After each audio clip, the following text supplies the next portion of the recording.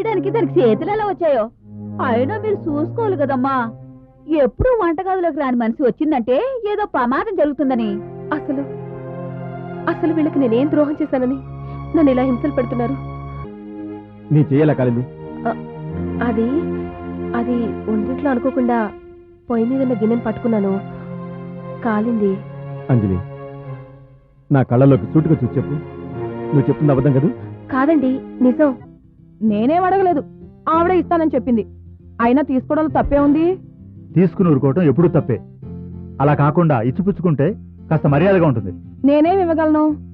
అదిగో అందుకే విజయ్ డెలివరీ అయ్యేంత వరకు వేరే ఇంట్లో ఉంచాను. అరే, ప్రెగ్నెంట్ లేడీ, పాప ఆ అమ్మాయికి ఏమైనా చేసి పట్టుకెళ్దామన్నా జ్ఞానం కూడా లేదు నీకు. అబ్బా, మళ్ళీ ఇదో సేవా? అయినా వెళ్తున్నప్పుడల్లా ఏ పల్లో పూలో పట్టుకెళ్తూనే ఉన్నాగా. ఈ విషయంలో నేను చాలా అదృష్టవంతురాలి. మిమ్మల్ని చూసినప్పుడల్లా నాకెంతో గర్వంగా ఉంటుంది. ఓ ఉన్నతాధికారికి భార్యని కాగలిగాను, ఓ ఉన్నతమైన వ్యక్తికి సగభాగాన్ని కాగలిగాను. ఒక్కోసారి అనిపిస్తుంది ఇది కళ నిజమా అని.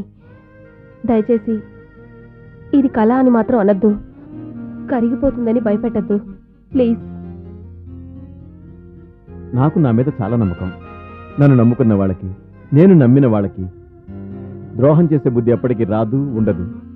నా కోసం నువ్వు, నీ కోసం నేను, మన జీవితం సాఫీగా జరిగిపోతే పర్వాలేదు. మా అమ్మలాంటి వాళ్ళ వల్ల ఒడిదుడుకులు వస్తే వాటిని సర్దుకొని నీ చెయ్యి పట్టుకుని ముందుకు నడుస్తాను. ఇది నిజం. అవునండి. ఈ క్షణం చాలు నాకు, ఈ మాట చాలు నాకు. ఓ జీవితానికి సరిపడా ఆనందాన్ని సంపాదించుకోగలిగాను.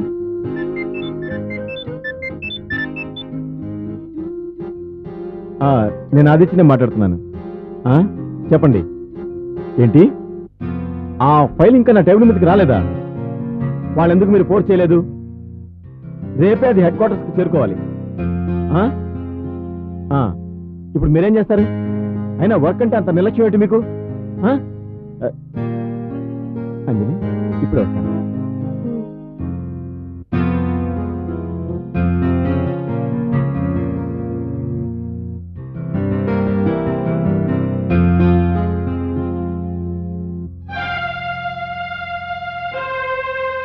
హలో అంజలి.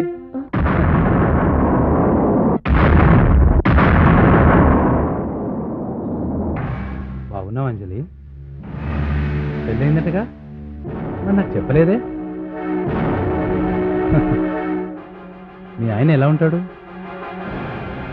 నాకన్నా బాగుంటాడా? నాకన్నా బాగా ప్రేమిస్తాడా? చాలా సంతోషంగా కనబడుతున్నావే. చాలా ఆరోగ్యంగా కూడా కనిపిస్తున్నావు.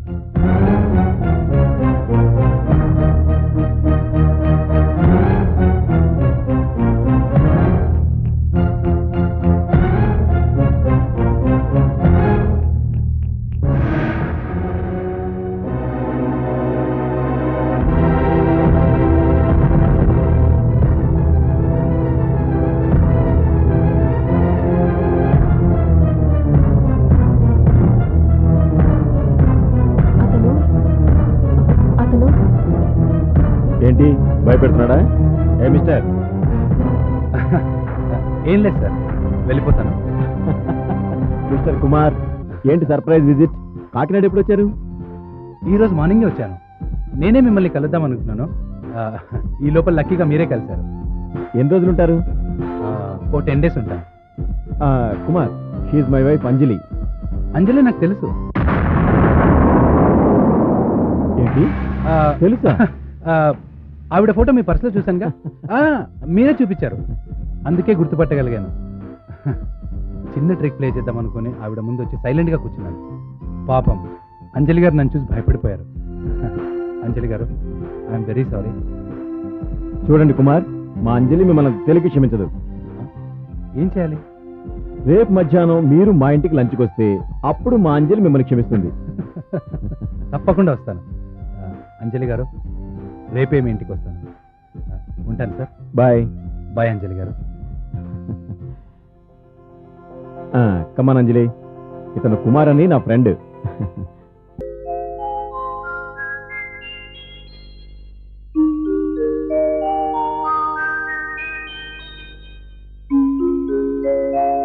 ఎందుకు అలా అటు ఇటు తిరుగుతావు? కూర్చోవచ్చు కదా. అబ్బా ఏం తోడు చావటం లేదండి. అనుభవించు. ఏంటి? అవును, మేము పుట్టి పెరిగిన ఇంట్లోంచి అంతమందిలోంచి విడిగా వచ్చేసాం. పోనీ ఇక్కడికి వచ్చాక ఓ నర్సును పెడితే ఆవిడ్ని వెళ్ళగొట్టావు. లేదంటే ఆవిడ అస్తమానం మీకేసి తినేసేలా చూస్తుంది, అందుకే చిరాకేసి పంపేశా. నీ మొహం, ఆవిడ వయసు ఏంటి, నా వయసు ఏంటి? పైగా ఆవిడ నన్ను బ్రదర్ బ్రదర్ అంటావు, నువ్వు విన్నావుగా.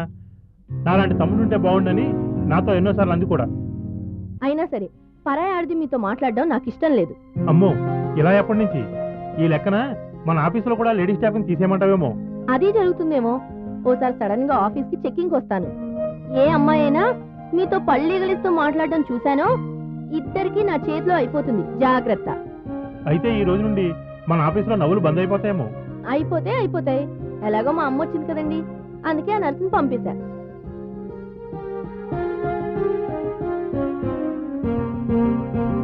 వచ్చిన హడావుల్లో మర్చిపోయాను, మీ తోటకోళ్ళు ఎలా ఉంది? ఆమెకే మేము ఇంట్లో లేకపోవడంతో తందే రాజ్యం. అయినా నువ్వేంటమ్మా ఊరు నుంచి అంత ఆలస్యంగా వచ్చావు? అదేంటమ్మా అలా అంటావు? లేకపోతే ఏంటి, నీ కూతురు తల్లి కాబోతుందనే విషయం ఉత్తరం ద్వారా ఎప్పుడో తెలియజేశాను. వెంటనే పరుగు పరుగున రావాల్సింది పోయి ఇలా తీరుబడిగా వస్తావా? అది కాదమ్మా, నీ ఉత్తరం అందేసరికి నేను కాశీ యాత్రలో ఉన్నాను. తిరిగి ఇంటికి చేరుకునేసరికి ఇన్ని రోజులు పట్టింది. వచ్చి రాగానే నీ ఉత్తరం చూశాను. నా కాళ్ళు చేతులు ఆడలేదనుకో, వెంటనే వచ్చేశాను. ఇప్పుడు ఆ యాత్రలు చేయకపోతే చిచి, నాకు అవసరమైనప్పుడు ఎప్పుడు నువ్వు దొరకవు. విజయ, ఏంటా మాటలు? పెద్దంతరం చిన్నంతరం ఉండక్కర్లేదా? అయినా ఆవిడ రాకపోవడానికి కారణం నువ్వేగా. నేనేం చేశాను? మర్చిపోయావా లేక నాతో చెప్పించాలనుకుంటున్నావా? పాపం, మన పెళ్ళైన కొత్తలో కొంతకాలం నీ దగ్గరే ఉండాలని వచ్చిన మీ అమ్మగారిని నానా మాటలు అని చులకనగా చూసి బాధ పెట్టి వెలగొట్టింది నువ్వు కదా? అప్పుడంటే ఇక్కడే ఉండిపోతుందేమో, తోటికోళ్ల ముందు మామగారి ముందు చులకనైపోతానేమో అని అలా చేశాను. అబద్ధం. నీకు డబ్బు లేని వాళ్ళంటే చులకన. నువ్వు పేదరికంలో పుట్టినా నీకు అక్కడ ఉండే మంచితనం రాకపోవడం నా దురదృష్టం. సరే, నేను మంచిదాన్ని కాదు. అయితే ఇప్పుడు ఏమంటారు? మీ అమ్మగారి మనసు అర్థం చేసుకోమంటాను. నువ్వంటే ఎంతో ప్రేమతో ఇక్కడికి వచ్చిన ఆ పెద్దవాడి మనసు కష్టపెట్టద్దంటాను. అమ్మా, నేను చెప్తున్నారు కదా, నన్ను క్షమించమ్మా. బాలేదానివే, మనలో మనకి క్షమాపణలు ఎందుకమ్మా? లోపలికి వెళ్దాం పదా.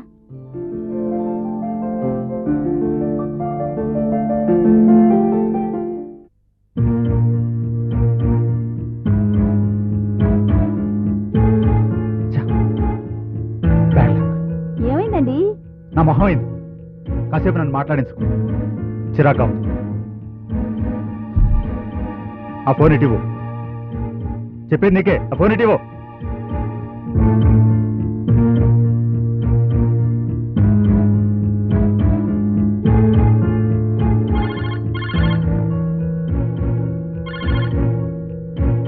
హలో, చెప్పనే? ఏరా, రవి నీ దగ్గరకు వచ్చాడా? ఏంటి? అదేరా, మన రవి నీ దగ్గరకు వచ్చాడా అని. రవి నా దగ్గరికి రావడం ఏంటి? అంటే నీకు తెలీదా? రవి బెయిల్ మీద బయటకు వచ్చాడు. ఎప్పుడు? నిన్నే బయటకు వచ్చాడట. ఈ విషయం నీకు తెలియకుండా ఎలా జరిగింది? అదే విచిత్రంగా ఉంది. లాయర్ రామచంద్రాన్ని అడిగితే నూరెళ్ళు పెట్టాడు. మనకెవరికీ తెలియకుండా రవి బెయిల్ ఎలా సంపాదించాడు? వాడికి ఆ కెపాసిటీ ఉంది, ఆ సంగతి నాకు తెలుసు. కానీ ఎందుకు ఇన్నాళ్ళు ఆగాడు? పైగా వాడు బయటకు వస్తున్న విషయం నా దగ్గర ఎందుకు దాచాడో నాకు అర్థం కావట్లేదు. కనీసం నీకైనా చెప్పాడా? అవును, మరి ఎందుకు అలా చేశాడు? అది సరే, వాడు బయటకు వచ్చిన తర్వాత నీ దగ్గరికి రాలేదు, నా దగ్గరికి రాలేదు. వాడు ఎక్కడికి వెళ్ళినట్టు?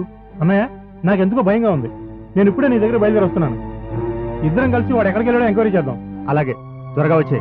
సరే, వచ్చేస్తున్నాను. అర్థమైందిగా నా టెన్షన్. మన రవిగాడు బయటకు వచ్చాడు, ఇంకా ఇంటికి రాలేదు. మీ తమ్ముడు ఏదో కొంపముచ్చామని మళ్ళీ చేస్తాడేమో, అందుకే ఎవరికి కనపడకుండా పారిపోయాడు. పిచ్చిదానిలా మాట్లాడు. అసలు మా రవిగాడు. హలో, ఇటు ఇలా ఇవ్వు. హలో. సారీ అన్నయ్య, నీకు చెప్పకుండా బయటకు వచ్చేసాను. అలా ఎందుకు చేశావు? నువ్వు విడుదలైతే మొదటగా సంతోషించేది నేనేరా. అన్నయ్య, ఆవేశపడకు, ముందు నువ్వు కాస్త కంట్రోల్ అవ్వు. నా కంట్రోలింగ్ అలా ఉంచు. ఇంతకీ నువ్వు ఎక్కడున్నావు? వెంటనే ఇంటికి వచ్చే. అది మాత్రం కుదరదు. ఇన్ని రోజులు జైల్లో ఉండి ఉండి బాగా చిరాకు పడిపోయాను. అందుకే మీ అందరికీ దూరంగా కొంతమంది ముఖ్యమైన ఫ్రెండ్స్ దగ్గరికి వెళ్ళిపోయాను. బాగా రిలాక్స్ అవుతాను, బాగా ఎంజాయ్ చేస్తాను. తిరిగి మనిషిలో రావడానికి, నా మెంటల్ టార్చర్ పోగొట్టుకోవడానికి అలా చేశాను. సరే, ఎప్పుడు వస్తావు? 10 రోజుల్లో రావచ్చు, లేక రేపే రావచ్చు. అది మాత్రం అడగకు. కనీసం phone number. Bye. Hello hello Ravi, hello.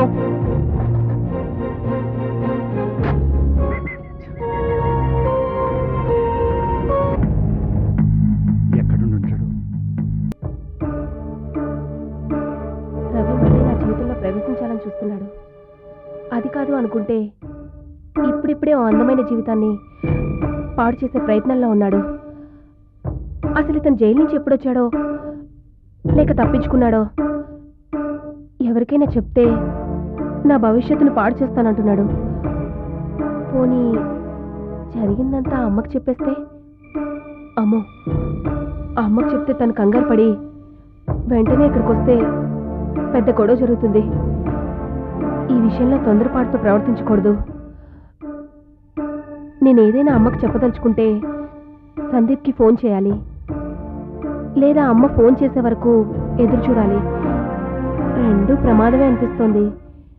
ఒకవేళ సందీప్కి చెప్తే వాడు ఆ ఆవేశంలో రవిని ఏదైనా చేయడానికి ప్రయత్నం చేయొచ్చు. అలా అని అమ్మ ఫోన్ కోసం ఎదురు చూసే టైం లేదు. ఈ రవిగాడిని ఎలా ఆపాలో? లేదు, ఈ విషయం ఆయనతో చెప్పేస్తాను.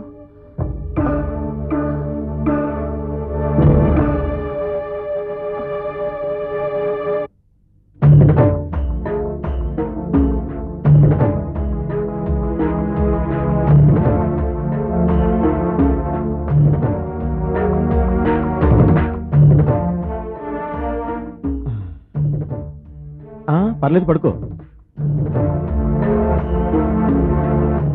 ఏం లేదు, మీతో ఒక ముఖ్యమైన విషయం మాట్లాడాలి. మాట్లాడు. ఆ కుమార్ మంచివాడు కాదు. నీకెలా తెలుసు? అతని పేరు కుమార్ కాదు, రవి. అంటే రవంటే? చెప్తాను, ఇప్పటికైనా చెప్పాలి, లేదంటే నాకు మనశ్శాంతి ఉండదు. ఈ రవి నన్ను ప్రేమించినట్లు నటించి మోసం చేశాడు. మా అమ్మ ఎంత చెప్పినా వినకుండా పెళ్లి చేసుకునేంత వరకు వెళ్ళిపోయాం. చివరి క్షణంలో ఆ రవి హంతకుడనే సాక్ష్యాధారాలతో మా అమ్మగారే వాడిని జైలుకి పంపించారు. ఇప్పుడు జైలు నుంచి తప్పించుకున్నాడో ఏమో. కుమార్ అనే పేరుతో మీ దగ్గర చేరాడు. దయచేసి వాడిని నమ్మకండి, మోసగాడు. మోసం వాడిది కాదు, నీది. ఏమండి? అవును, నీదే మోసం. ఎంతకాలం ఈ నిజాన్ని దాచిపెట్టి కట్టుకున్న భర్తను మోసం చేశాడు. లేదండి, నేను అలా చేయాలని ఎప్పుడూ అనుకోలేదు. పెళ్లికి ముందే నిజాన్ని మీతో చెప్పాలని చూశాను, కానీ మీరే అవకాశాన్ని ఇవ్వలేదు. నువ్వేదో చెప్పాలి చెప్పాలి అంటుంటే ఈ ఆరోగ్యానికి సంబంధించిన విషయం అనుకున్నాను. ఇలా మనుషులకు సంబంధించిన విషయం అనుకోలేదు. ఇది చిన్న విషయం కాదు, అయినా నువ్వు నాకు చెప్పలేదు. భార్యాభర్తల మధ్య ఉండవలసింది నమ్మకం, నిజాయితీ, ప్రేమ, అభిమానం. ఈ నాలుగింటిలో ఏ కాలు సరిగ్గా లేకపోయినా సంసారం కుప్పకూలిపోతుంది. ఇప్పుడు అదే జరగబోతుంది. ఏమండి? ఇంకా అర్థం కాలేదా? నువ్వు ఈ క్షణం నుంచి నా కళ్ళ ముందు ఉండడానికి వీల్లే. దయచేసి రెండో మాట నా నుంచి రానివ్వకు. వెళ్ళిపో, వెళ్ళిపో. Get out.